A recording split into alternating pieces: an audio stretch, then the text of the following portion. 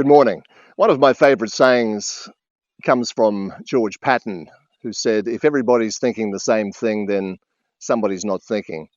I kept it in mind every day I went on the radio for many years because it can be dangerous, groupthink, and we see too much of it now. I think it's always worth exploring the other side of things because oftentimes you find all kinds of things that aren't being talked about. It went through my mind yesterday when I was reading a lot about Donald Trump's plans for Greenland.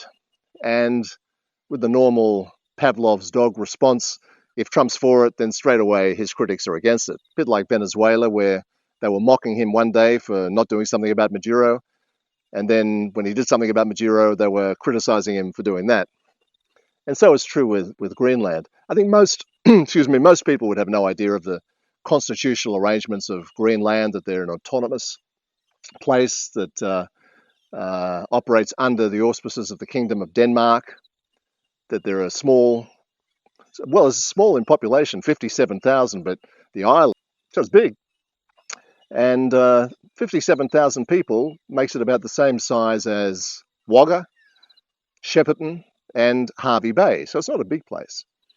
And America does have a base there, and they've had a base there for a very long time, an important base.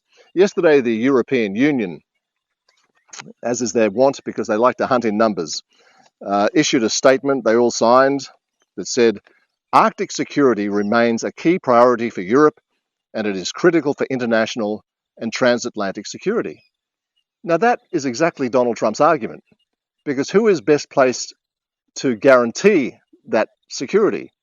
Denmark, which until recently spent 1.3% of its GDP on defense, or the United States, which spends about 3.4% of the GDP of the biggest economy in the world. I think I know which one. The Europeans went on to say, Greenland belongs to its people. It is for Denmark and Greenland, and them only, to decide on matters concerning Denmark and Greenland. So you've got this place of 57,000 people. Terrific people, I'm sure.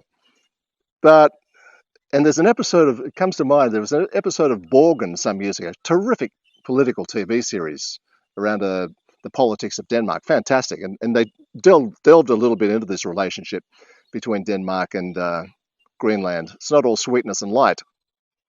So anyway, the European Union says Greenland belongs to its people. It is for Denmark and Greenland, and then you've got to laugh. Because in the end, what Denmark and Greenland want won't matter one little scintilla.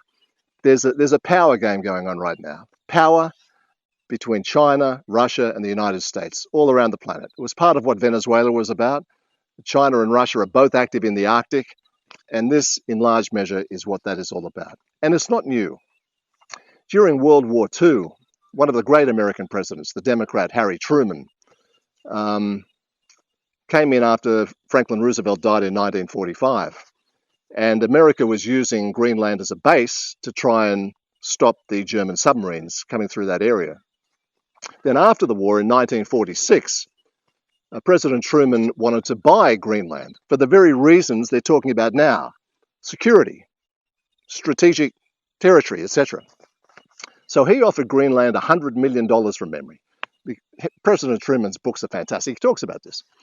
And they rejected the offer, but a powerful American base stays there. So as far back as 1946, the Democrats who are now criticizing Trump wanted to buy Greenland.